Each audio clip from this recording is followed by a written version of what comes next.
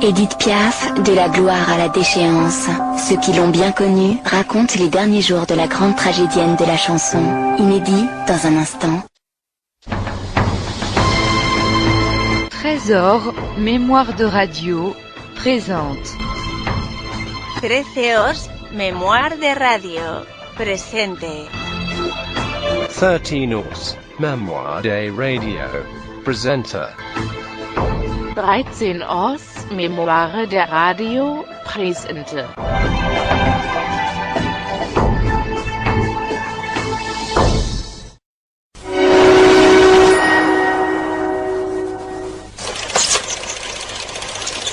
Bonsoir. Si vous voulez, je vais vous parler comme je parle à mes amis, puisque vous êtes mes amis. Comme j'ai beaucoup d'imagination, je vous vois, je sais pas, il y a un monsieur, il y a une dame, il y a une petite fille, il y a une jeune fille, il y a un jeune garçon. Tout ça, ça fait partie de mes amis. Alors, je m'adresse à eux, puis je me confie un peu, je me livre un petit peu. Ça fait du bien de temps en temps de dire ce qu'on pense vraiment.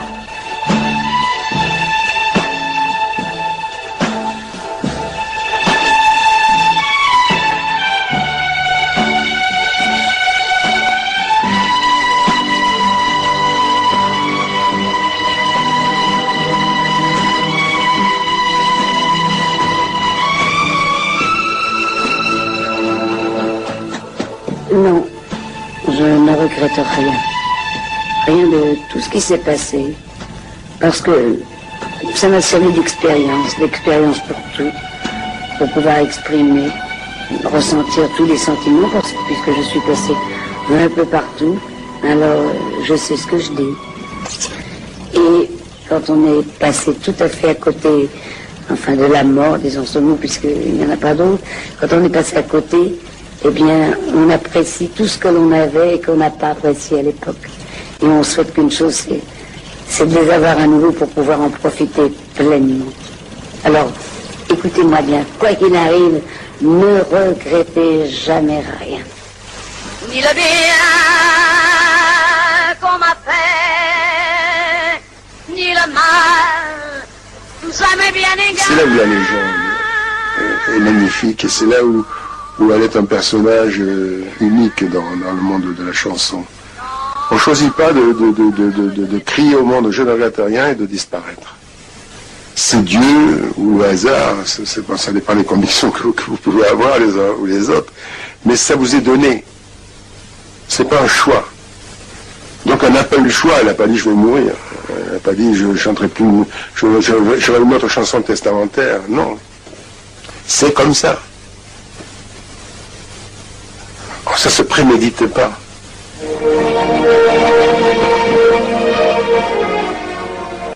Édith Piaf est morte. Cette fois, il ne s'agit plus d'une rumeur ni d'une fausse nouvelle, comme c'est arrivé par le passé. Le 14 octobre 1963, la préfecture de police comptera près de 400 000 personnes massées sur les trottoirs entre le boulevard Lannes, le domicile de Piaf, et le cimetière du Père-Lachaise, où elle sera enterrée. Les gens faisaient un peu des heures et des heures pour aller se recueillir une seconde ou deux devant son cercueil. Tout Paris, les gens étaient dehors dans la rue, c'était un enterrement national. Le boulevard Lannes était envahi, il y avait des balustrades, il y avait tout le service d'ordre, il y avait des agents de police, il y avait... Oh. Et comme il y avait une entrée par le jardin, on a pu laisser rentrer des gens, là on avait mis le cercueil dans ce qui était la bibliothèque, enfin c'était...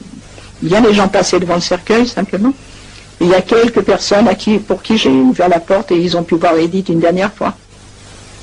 Ils ne sont pas nombreux, ceux-là. Et devant ce déploiement de police, cette foule déjà dense, le cortège en lui-même paraissait discret, malgré une assez longue file de voitures, celle de ses amis et de ses proches. Le cortège du boulevard Lannes au Père-Lachaise a été incroyable. Louis Hamad, le préfet, a été merveilleux. Il avait fait arrêter pour la circulation. On est parti du boulevard Lannes jusqu'au Père-Lachaise sans un arrêt. Tout était arrangé pour que les agents de police, tout ça, ça arrête la circulation. C'est formidable. Et alors il y avait du monde tout le long du chemin. Bon, c'était fort. Alors quand on est passé devant, oh là là, ouf.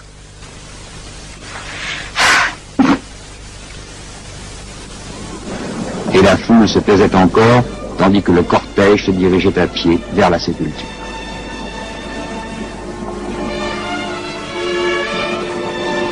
Il y avait 4 voitures couvertes de fleurs, de gerbes, de couronnes.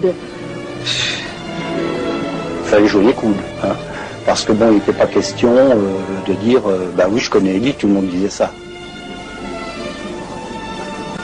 Les images qui vont suivre vont peut-être vous choquer comme nous l'avons été ce matin pendant la cérémonie. Ils étaient 40 000, répétons-le, devant la porte et ils voulaient suivre jusqu'au bout le dernier voyage de Piaf. Et cette foule, empressée, maladroite jusqu'au désordre, jusqu'à l'indécence parfois, romprait très vite les barrages de police. C'était affolant, affolant. Il y avait des gens grimpés sur les tombes, il y en avait qui étaient montés dans les arbres pour tenter de voir, je sais pas quoi, des vedettes ou des... Non, mais c'était surtout le comportement du public. Il venait enterrer une des leurs, en fait. Piaf, c'était une Parisienne et Paris lui a rendu son hommage. Pourquoi cette mort prématurée à 47 ans? Piaf avait-elle décidé d'abréger sa vie, de la brûler aussi vite que l'on crame une chandelle? Pourquoi pas? Elle l'avait écrit. Si je ne chante pas, je meurs. Chanter ou se détruire.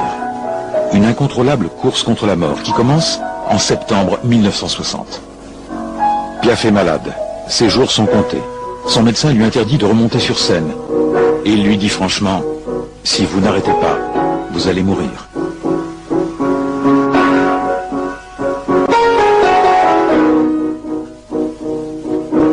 À Paris, Charles Dumont compose. Il n'aime pas Edith Piaf. Elle l'a humiliée publiquement. Juste un petit chansonnier, disait-elle. Mais Piaf, même mourante, reste commercialement une valeur sûre. Si elle prend une chanson, c'est un succès garanti. À cette époque, Dumont n'est pas encore entré dans la cour de Piaf, même s'il ne rêve que d'une chose, être chanté par la diva.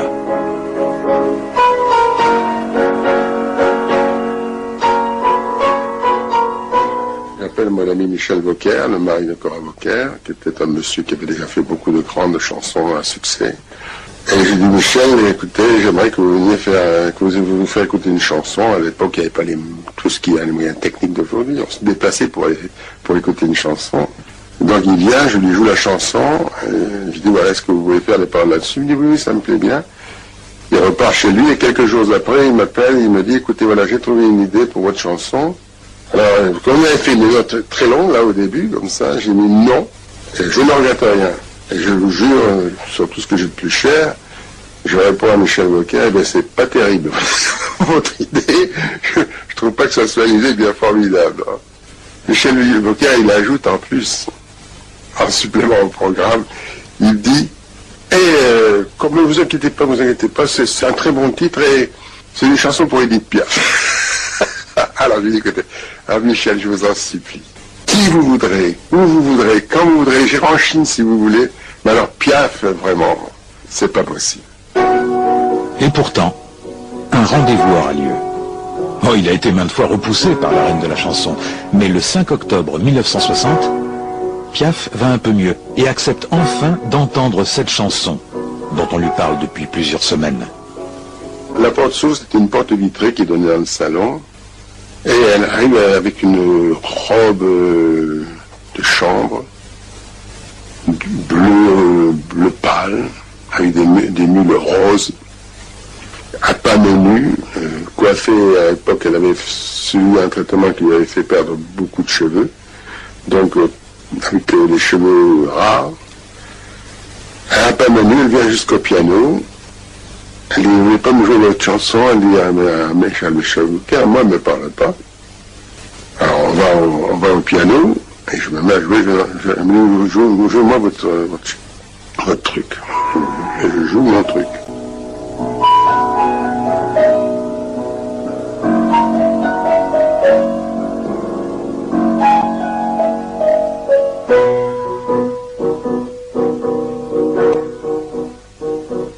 Là, elle dit rien. Elle écoute. Je rejoue, elle ne veut pas me rejouer une seconde fois. Alors je joue encore plus en colère que la première fois. Parce que vraiment, ça commence à faire beaucoup. Et là, c'est tout à fait extraordinaire. D'abord, elle me dit un mot qui me va droit au cœur. Elle me dit, c'est vraiment vous qui avez écrit ça. Merci, madame. Je dis, oui, c'était vraiment moi. Eh bien, un jeune homme, il a fait une chanson qui fera le tour du monde. Avec mes souvenirs, j'ai allumé le feu, mes chagrins, mes plaisirs. Je croyais pas trop. Vous savez, quand le bonheur vous tombe comme ça d'un seul coup. Et d'ailleurs, j'avais bien raison d'être un peu triste, parce que le lendemain, je vais chez un éditeur, et je rencontre un de mes confrères, célèbre, de grand talent. Il me dit, t'as l'air content. Je dis, je suis heureux comme tout, je suis heureux. Piaf, il vient de me prendre une chanson. Il me dit, t'as pas de chance, pour une fois qu'elle me prend une chanson, elle va plus chanter. Parce qu'on disait qu'elle avait perdu la mémoire, qu'elle avait perdu la voix, et que donc elle ne chanterait plus. Je me demande si c'est pas au moment où on est le plus malheureux qu'on est le plus heureux. C'est par la souffrance que l'on donne de la valeur aux choses, non? Je crois qu'il faut payer de larmes un véritable bonheur. Elle était d'un courage inouï, elle ne savait presque plus marcher, et elle voulait faire le tour toute seule du jardin. C'était lamentable au début, et puis petit à petit, c'était... Ça, c'est à Richebourg aussi, elle était en convalescence de sa pancréatite, elle était toute marron, toute verdâtre. C'est avant qu'elle trouve la chanson, non, je ne regrette rien. C'était juste à ce moment-là. Vous voyez dans quel état elle était, puis 3 mois après, elle était à l'Olympia. Même pas 3 mois. Mais oui, ça devait être en octobre, ça. Oui, octobre, là, déjà. Et en fin décembre, elle commençait à l'Olympia. La chanson de Dumont, Piaf veut la chanter. Elle lui ressemble tellement. Elle qui vit le jour dans un taudis, élevée dans un bordel, qui a connu tour à tour la gloire et la déchéance. Mais en cet automne 1960, elle n'en a plus la force. Et elle n'a plus de contrat depuis 1 an, quand un événement survient. Le bruit court que l'Olympia est en faillite, et que son directeur s'apprête à licencier tout son personnel. À la fin du mois d'octobre, au début novembre, Bruno Coquatrix est venu, en la suppliant, en disant, écoute, il faut que tu me sauves, l'Olympia, ça va très mal, si tu le fais pas, je suis perdu, tout ça.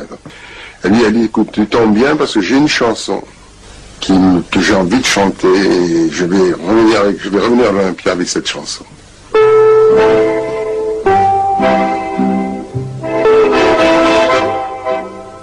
Édith Piaf, chaque fois qu'on vous voit réapparaître sur cet écran pour chanter, on a l'impression d'assister à un miracle qu'on n'attendait plus. D'où vient cette force, ce courage qui vous tire toujours des plus mauvais cas? Je pense que c'est la foi en tout. Vous croyez à la chance? Je crois tout simplement. À la destinée? Non, je crois pas à la destinée, je crois que les bonnes choses arrivent si on le désire. Je crois qu'on peut sortir de n'importe quelle mauvaise situation. Dans votre vie, jamais vous ne vous êtes dit, lorsque vous étiez malade, par exemple, au lit, qu'il y avait des limites et que ces limites, vous les aviez franchies? C'est-à-dire, quand on est malade, évidemment, c'est très dur d'avoir un bon moral.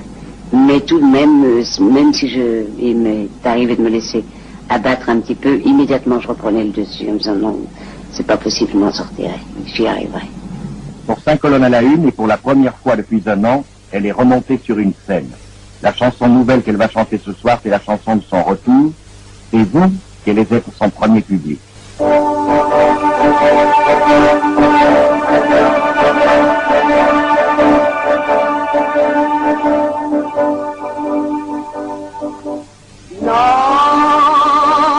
Elle a chanté Jean Répertoire. Le lendemain, les disquaires, tout ce qu'ils avaient comme disque de Piaf, ont été vendus dans la journée. On a fait tourner les usines la nuit pour réalimenter les magasins. Et là, elle a vendu à l'époque, parce qu'on ne vendait pas autant de disques que maintenant quand même. Mais à l'époque, elle a dû vendre 200 ou 300 000 disques dans le mois. Ce qui était, à l'époque, très considérable. Quand on en vendait 25 000, on était une star.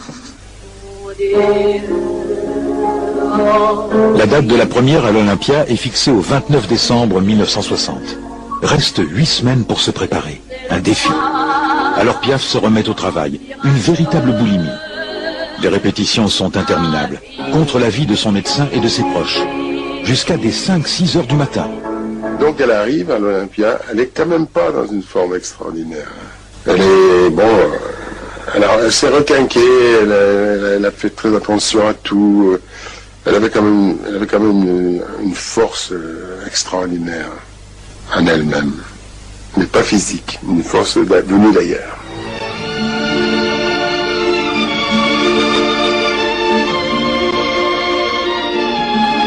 Dans la salle, il y a Duke Ellington, Marlène Dietrich, Cardin, tout Paris. Tous ceux qui ont trouvé une place et qui ont été invités. C'était une salle, il y avait Paul Newman, enfin bref, il y avait une partie d'Américains, une partie de Français dans ce qu'il y a de plus célèbre. Et regarde qui viennent ces fleurs, ça c'est Michel Morgan qui vient. Là, on s'embrasse Michel Morgan. Le triomphe de cette soirée-là, je sais pas, les gens ils ont peut-être applaudi une demi-heure. C'était effrayant, personne partait. C'était, mais les plus grands, tout ça, debout, personne ne bougeait, quoi. Et elle était exténuée, bien sûr. On l'a récupérée au 20e ou au 30e rideau, je sais pas. Elle était. Et après, ça a été dans la loge, le défilé de tout le monde. Quel courage!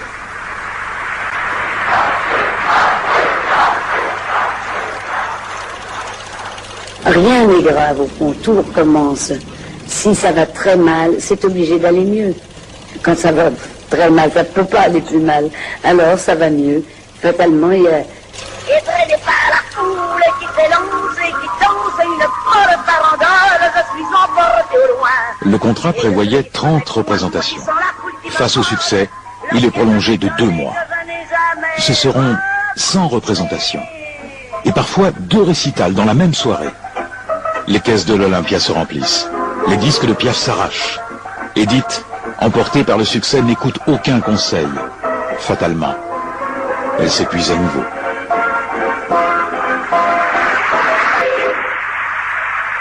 Les dernières semaines de passage à l'Olympia, elle était gravement.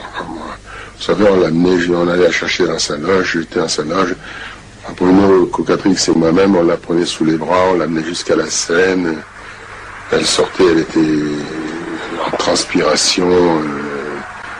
Elle n'était pas bien, quoi. Elle n'était pas bien du tout. On parlait dans la voiture, moi je dis, il faut que tu arrêtes, il faut que... Bon, elle ne voulait pas entendre parler. Je dis, tu sais... Elle ne voulait rien entendre. Il n'y avait rien à faire, on ne pouvait pas. Elle voulait aller jusqu'au bout. Que faire? Elle était heureuse au fond, que sur scène. Elle faisait l'amour avec son public, elle faisait l'amour en scène. Elle était heureuse sur scène, c'est tout. On la voyait minable ça en coulisses, mais dès qu'elle rentrait en scène, il se passait quelque chose. Elle est allée jusqu'au bout. Disons que la dernière semaine, ça a été, est-ce qu'elle va chanter ce soir? Est-ce qu'elle aura la force? Et au moment d'arriver sur scène, on l'a plantée devant le micro, on ouvrait le rideau, elle chantait 50 minutes. On fermait le rideau, on la reprenait, on l'amenait à sa loge. La dernière semaine a été vraiment très difficile.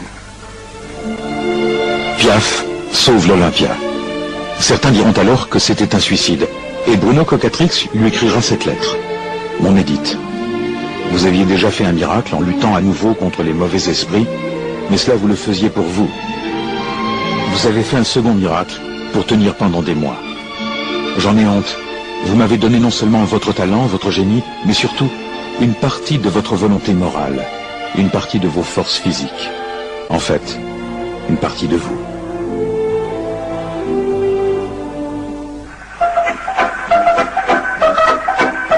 Désormais, les contrats pleuvent de toutes parts.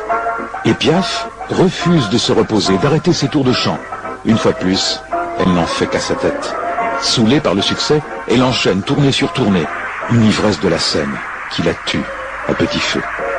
À vous voir ainsi chaque soir dans une ville différente, on a un peu l'impression que peu importe la ville où vous chantez, mais ce qu'il faut pour vous, c'est que vous chantiez tous les soirs. Ah oui. Vous ne pourriez pas ne pas chanter? Non, je peux pas. Pourquoi? Ah, c'est ma vie. C'est un exutoire, si vous voulez. Oui. J'ai besoin de ça. Je me retrouve il y a des instants de crise de l'âme. Moi, c'est un chanson que je récupère. Si vous étiez obligé d'arrêter de chanter, qu'est-ce qui se passerait? Je dirais un mot très heureux, je crois que je me suis pas. Il y avait de l'autodestruction elle savait bien qu'elle irait pas loin. Elle savait bien. Elle l'a toujours su. Et puis je pense pas qu'elle avait envie de vieillir. Vous savez, Brel, qui était pourtant un être extraordinaire, il a écrit une chanson Vieillir, vieillir, c'est horrible. Je suis sûr que Brel aussi n'était pas... Il aurait vécu un tout petit peu plus, ça aurait été mieux pour tous les gens comme moi qui l'admirent, et comme pour tous les gens qui l'ont aimé. Mais Piaf, pareil, bien sûr qu'on souhaiterait qu'ils vivent. Ces gens-là, ils ne devraient pas mourir.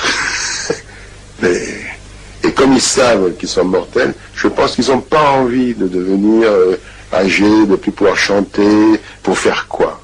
Ce sont des gens qui sont trop incandescents pour devenir des petites braises. Quoi.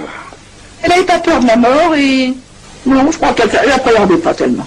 Mais elle n'aurait pas aimé vivre vieille. Non, elle disait qu'il fallait mériter sa mort, mais elle l'avait mérité, elle avait suffisamment vécu. Elle avait vécu 10 vies au lieu d'une, et c'était bien comme ça. J'espère qu'elle a trouvé le repos et qu'elle l'avait bien mérité. Elle a tellement travaillé.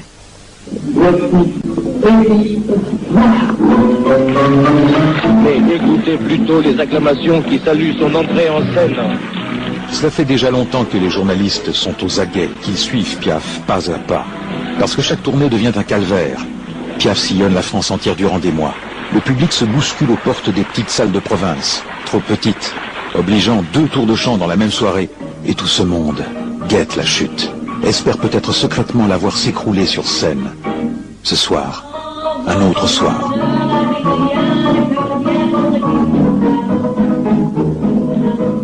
C'est extraordinaire, Édith Piaf devant son public est maintenant complètement transfigurée. C'est la très grande Édith Piaf que nous avons devant nous, celle qui demeure la grande tragédienne de la chanson.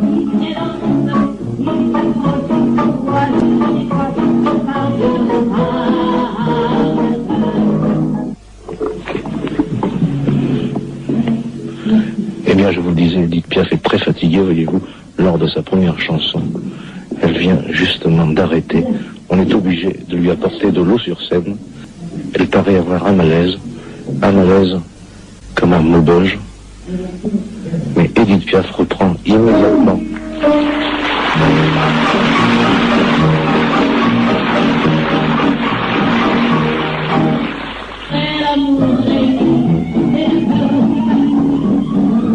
On a l'impression qu'Édith Piaf force beaucoup. Mais de toute façon, le public est pris. Le public va certainement lui réserver un triomphe. Ici, Claude Lablo, qui vous parlait du cinéma en caméo à Béthune. C'est sur la scène à Dreux, la fameuse tournée qui a mal fini, là, la tournée suicide. Et elle buvait un verre d'eau, là, on était tous catastrophés, vous voyez la tête que je fais, moi, on était tous très inquiets, et elle était à bout de force, elle n'en pouvait plus, là, elle était vraiment malade. Elle est rentrée à la clinique aussitôt. Ah, ça c'est affreux. Edith, très fatiguée, on lui recommande de ne pas aller faire son tour de chant, parce qu'elle s'accrochait au piano, elle pouvait très fatiguée. Elle a fait quand même son tour de chant, mais enfin, avec beaucoup de difficultés. Ah oui, on s'attendait à la voir mourir sur scène. Les journalistes suivaient, du reste il y avait beaucoup de journalistes. Le bruit avait couru qu'elle était finie, qu'elle allait tomber en scène, quoi. Et puis, le fait est, là, il a fallu fermer le rideau ce jour-là. Et on l'a retiré presque inanimée, quoi. Et oui, là, on voit bien à son visage, elle n'en peut plus, la pauvre. Mais elle a tenu, elle a voulu absolument aller chanter. Elle avait tellement de volonté en elle, tellement de force de caractère. On a essayé de la raisonner, de s'arrêter, mais elle voulait quand même aller jusqu'au bout de ses forces. Ah oui. Elle était incroyable. Une autre sorte d'amour. L'amour qui vous sépare qu'on ne retrouvera jamais, c'est-à-dire quand l'être disparaît. Après la mort, ceux qui se sont aimés vraiment se retrouvent C'est une certitude. Même si c'est un petit point dans l'éternité, si on sait que ce petit point-là, c'est l'être qu'on a aimé, c'est la seule chose qui compte, je crois. Il y a eu avant Marcel et après Marcel. Edith a beaucoup changé après le deuil qu'elle a eu après ce grand chagrin. Il y a eu un choc terrible dans son organisme. Le métabolisme, enfin, et là, ces douleurs ont commencé. Elle a commencé à souffrir terriblement, et alors là, elle ne supportait plus la souffrance. En plus de la souffrance morale, elle avait la souffrance physique, alors là, c'était épouvantable. Alors on faisait des sels d'or pour la calmer, de la cortisone, des tas de choses, mais elle souffrait tellement. Quelques mois après la mort de Cerdan, Piaf est atteinte par une terrible maladie, la polyarthrite. Un mal qui va tordre son corps, déformer ses pieds, ses mains et son visage. Pour ne plus souffrir et continuer à chanter, Edith se gave de médicaments. Elle double, triple parfois les doses prescrites. Alors la rumeur se propage vite. On raconte que Piaf se drogue. Elle dormait avec des produits, avec des Hyménoptal, des Enoptal, je sais pas. Quand ça suffisait pas, le docteur venait lui faire une piqûre intraveineuse encore du même produit, quand les pilules ne suffisaient pas. Alors elle arrivait à dormir, mais alors le lendemain matin, enfin le lendemain à midi, ou selon, si elle avait un enregistrement, elle faisait un disque ou quoi, il fallait bien qu'elle se réveille. Alors là c'était le Maxiton, mais elle en prenait aussi de quoi, mais il fallait qu'elle ait un cœur formidable. On dit que vous ne dormez pas non plus, ou très peu. Ah, ça. Non, il m'est arrivé une chose stupide. J'étais intoxiquée par des barbituriques. Oui. Alors, en ce moment, je suis en train de les éliminer. Oui. Je l'ai fait par un seul coup, et je pense que c'est ça qui a été la cause de certains troubles, si je puis dire. En tout cas, pas sur la scène. Oui. Mais pour voyager, dans la vie, quand je me réveille, une sorte de fatigue, un manque de mémoire, mais jamais sur la scène. Combien vous avez bu de café déjà aujourd'hui? Pas tellement, 2. C'est peu pour vous. Pour me réveiller, oui. Je la transporte à la clinique de Meudon pour une cure de sommeil. C'était le moment de plus grande émotion que j'ai connue dans les années passées auprès d'Edith. Elle est dans un semi-coma, inconsciente, et j'en tremble parce que j'ai peur. Elle pesait une plume, si l'on peut dire, mais j'avais peur de l'échapper. Et c'était pris un matin d'été en juillet. Les journalistes avaient passé la nuit dans le bois de Boulogne, savaient très bien qu'il allait se passer quelque chose. Mais ça, c'était la plus grande émotion de ma vie, de la porter comme ça, comme une morte. Il y avait un pharmacien, je me rappelle, je crois qu'il s'appelait La Joigny, à l'angle de la rue, enfin pas loin de chez elle, l'avenue Henri Martin, chez le Méoduc. C'était vraiment sa meilleure cliente. Elle prenait énormément. Mais contrairement à ce qu'on a pu raconter, jamais vu de drogue. J'ai jamais vu Edith avoir des seringues, elle n'avait pas de seringues, elle n'avait rien. Elle n'avait pas de matériel, et puis enfin jamais elle se serait... Quand certains livres ont raconté qu'elle se piquait à travers sa jupe, tout ça, non, sa mère, oui, mais elle, non. Pendant le dernier grand récital, la dernière grande rentrée, le médecin est venu faire des piqûres, oui, c'est sûr. Mais c'était médical, c'était pas quotidien, c'était des périodes de crise. Des périodes où c'était ça, où pas pouvoir travailler, et puis souffrir de martyr. Elle n'aurait pas voulu s'arrêter. Oh, elle m'a dit très très souvent, je préfère mourir que de chanter. Ça c'est certain. Et puis je la comprends. On avait beau demander, supplier le chirurgien de ne pas lui faire de morphine quand elle venait d'être opérée, ils étaient bien forcés d'en passer par là. Alors là, elle n'avait qu'une hâte, c'était de s'en sortir. Elle voulait absolument finir. Et elle arrivait très bien, du reste. Ah oui, elle avait de la volonté. Difficile de combattre cette accoutumance. À partir de 1960, Edith tient des cahiers de bonnes résolutions. Quelques notes griffonnées chaque soir. Plus de piqûres. Accroche-toi aux branches.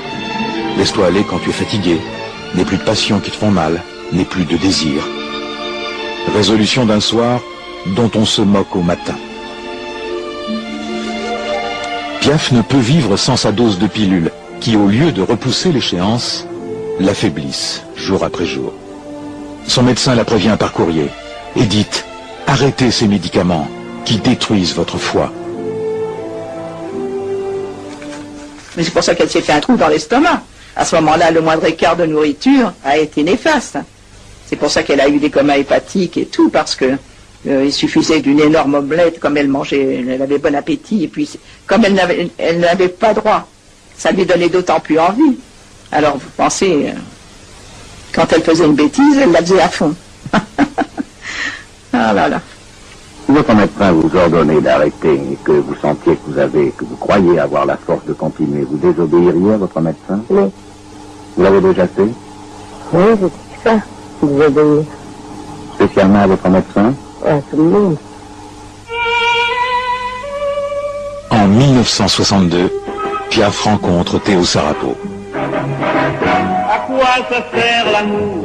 On raconte toujours. Elle l'avait engagé comme secrétaire. Elle décide d'en faire un chanteur. L'amour ne s'explique pas, c'est une chose comme ça. Et puis, elle en tombe amoureuse.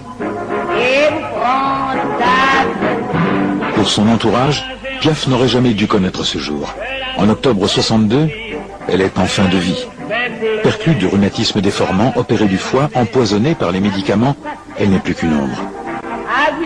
Alors ce mariage inattendu, c'est un peu comme une résurrection, un événement, ou plutôt une curiosité. Il a 26 ans, elle en a 46, et en paraît 20 de plus. Il n'y avait rien, avec toi je suis bien, c'est toi que je voulais, c'est toi qu'il me fallait, toi que j'aimerais toujours, ça sert à ça,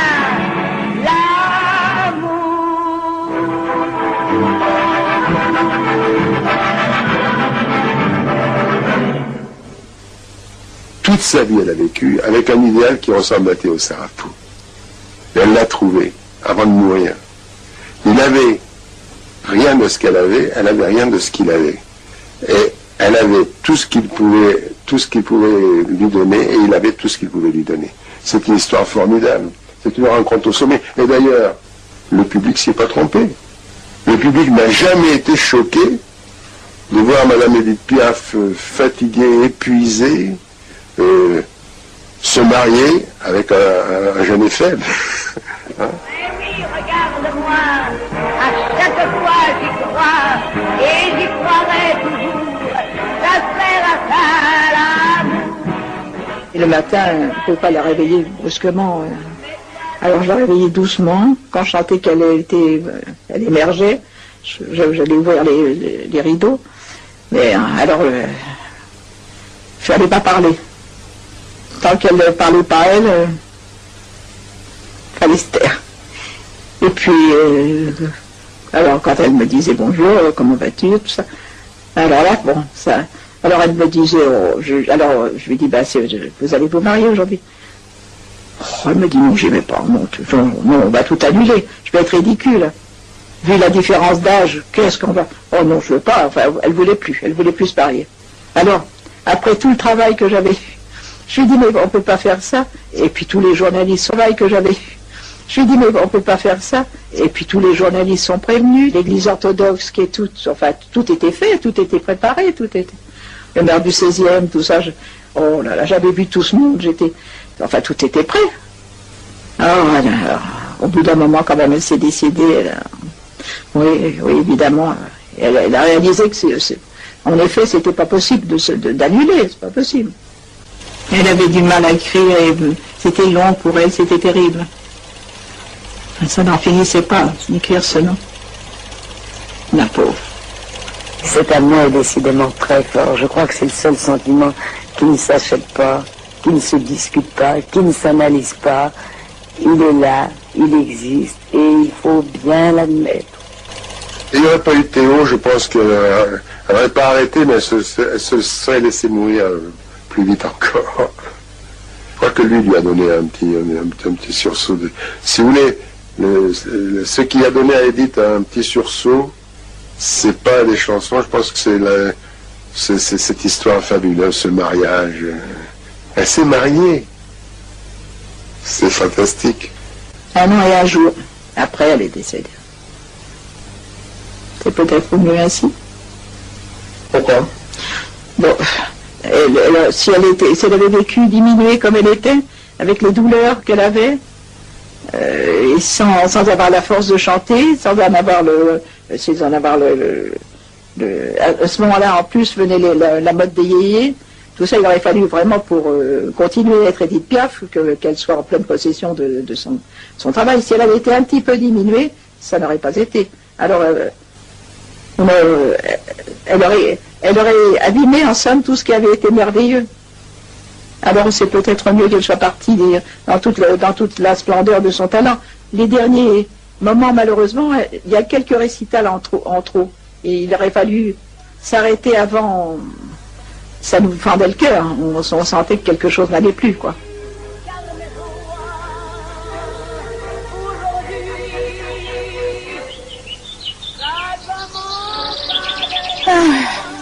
Voilà.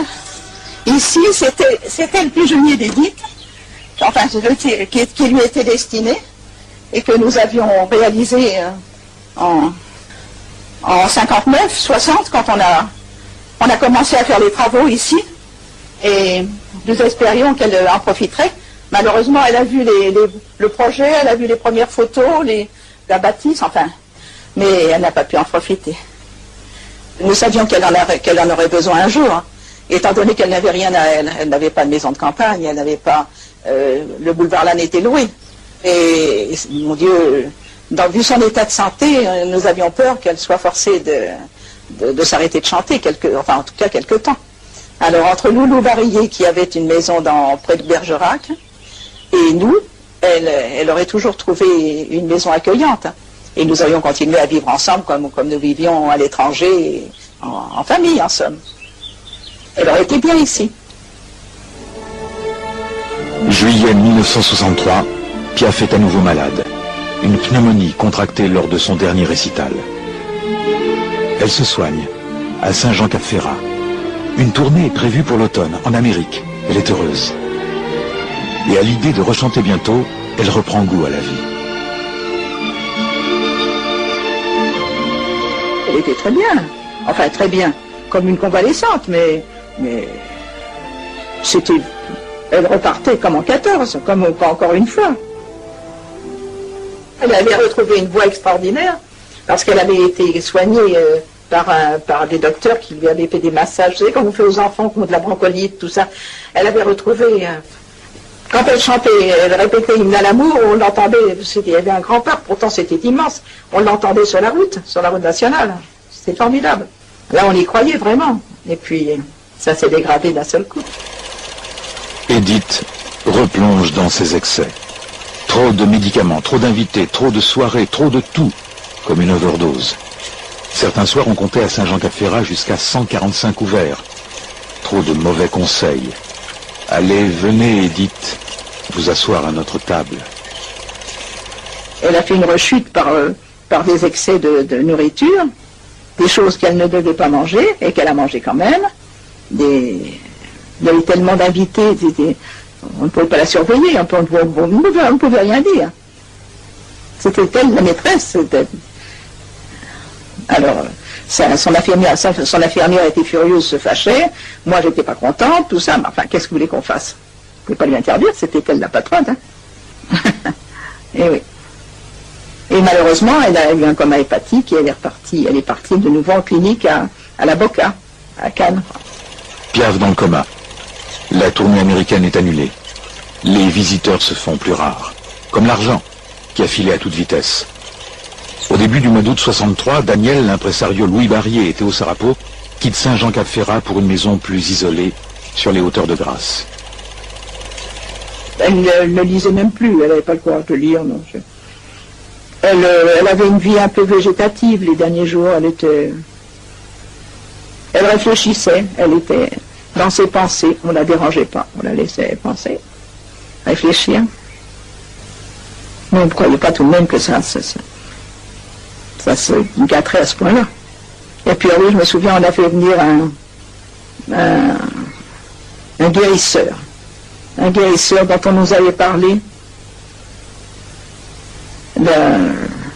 L'infirmière a décidé que le guérisseur devait venir, il lui a imposé les mains, tout ça.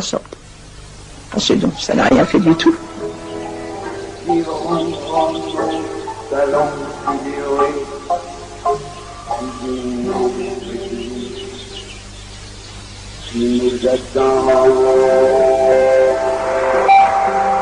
Et donc, ça n'a rien fait du tout.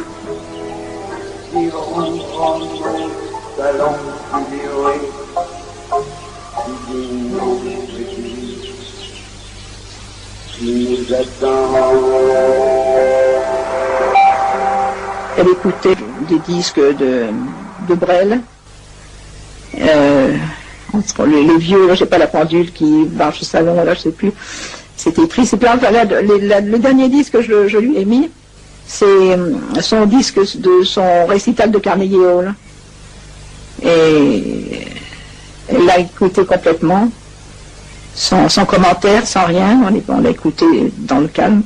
Et elle m'a dit, c'est la dernière phrase qu'elle médite, du reste, elle m'a dit, on en a encore des beaux voyages à faire, ma douce. Elle espérait sans doute, elle avait de l'espoir encore de repartir, encore en tournée. Moi, j'ai aussitôt téléphoné à Loulou, évidemment, à Paris, parce que pour qu'il prévienne Théo, qui tournait. Je lui ai dit, ça va très mal, elle est certainement sur le point de partir. Alors, ils m'ont dit, Loulou m'a dit, je préviens Théo, ne vous inquiétez pas, on arrive cet après-midi. Mais vous pensez la trouver encore en vie, je suppose.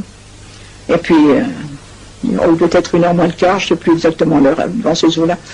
On a vu que c'était fini, quoi. Et puis voilà, et puis elle est partie. Je suis allé la voir, je sentais que c'était la fin. Mais c'était vraiment un souffle, elle n'a pas eu de mouvement, de douleur, de choses comme ça. Non, elle est partie comme si elle dormait, si vous voulez. Théo Sarapo, Louis Barrier et Daniel Bonnel prennent alors une étrange décision. Ne pas faire de communiqué. Taire la mort d'Édith. Quelques heures. Le temps de ramener secrètement son corps à Paris. Ce 10 octobre 1963, Édith Piaf quitte discrètement, presque clandestinement, le sud de la France. J'ai été à l'avocat voir les bonnes sœurs qui avaient soigné Édith déjà. Et je leur ai dit, voilà ce qui se passe, elle est décédée, mais il ne faut pas que ça se sache. Il faut qu'on la ramène à Paris. Alors je me suis débrouillée pour avoir une ambulance. Les bonnes sœurs ont été très très bien. Ils m'ont dit, n'ayez pas peur, ils vous envoient des gens sûrs qui ne diront rien. On a préparé Édith, quoi. L'ambulance est arrivée vers les 8h, et alors ils sont partis pour Paris. Une traversée de la France dans l'illégalité. On va même jusqu'à placer sur Édith une fausse perfusion. Il y avait l'infirmière et Théo dans l'ambulance.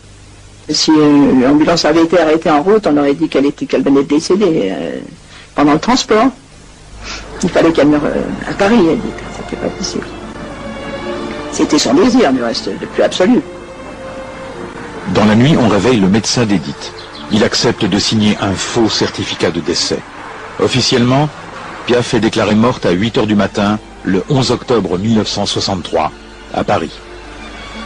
À Paris, il fallait recevoir tout le monde. Tino Rossi m'a parlé un long moment dans le salon, là, tout ça. Tous les amis qui arrivaient, qui voulaient encore la voir. Ceux qu'on pouvait laisser rentrer dans la chambre, ceux qu'on ne pouvait pas laisser rentrer. Et puis il y a eu les embaumeurs, elle a été embaumée, Édith. Les embaumeurs qui sont venus pour 2 Américains. Théo l'a maquillée, l'a coiffée, comme il le faisait toujours. Elle était mignonne. On lui avait mis ça, une robe de scène. Ce 11 octobre 1963 restera gravé dans les mémoires. Car à peine vient-on d'annoncer la mort d'Édith Piaf que l'on apprend celle de Jean Cocteau. Une étrange coïncidence. Deux amis, Piaf et Cocteau, qui s'admiraient l'un l'autre. Le poète avait même écrit pour Piaf une pièce de théâtre, Le bel indifférent. Et la légende raconte que c'est en apprenant la mort d'Édith que Cocteau s'est effondré. Il était très malade, sans doute, il serait peut-être mort, mais peut-être pas ce jour-là. Mais ça lui a... On lui a dit, un journaliste lui a téléphoné en disant, vous savez qu'Édith Piaf est morte. Ça lui a fichu un coup épouvantable, forcément, comme quand on aime bien, quand on aime beaucoup une personne et qu'on vous annonce comme ça son décès. Édith et Jean. Qu'avaient-ils en commun, la chanteuse de rue et l'homme de lettres, si ce n'est le souci de la beauté et de la perfection, si ce n'est la souffrance et la maladie? Durant leurs dernières années, ils ont échangé une correspondance soutenue. Cocteau aimait profondément Édith. Dans une lettre, il lui avait écrit « Quand tu chantes, on dirait que tu arraches ton âme pour la dernière fois. »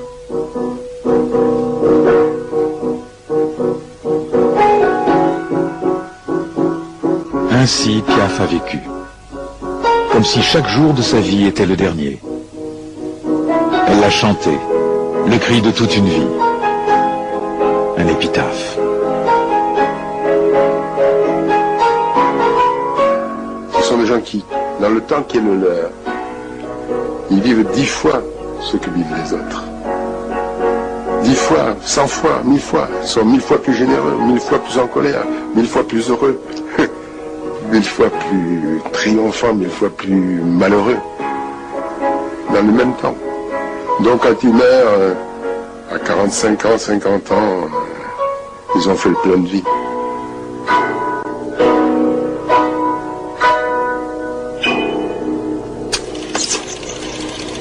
Et je ne regrette rien pour mille raisons, parce que maintenant, je me dis que tout sert à quelque chose, qu'il y a une raison, et qu'il faut passer par où l'on passe pour faire quelque chose d'important, enfin, ce que j'estime, moi, d'important dans ma vie.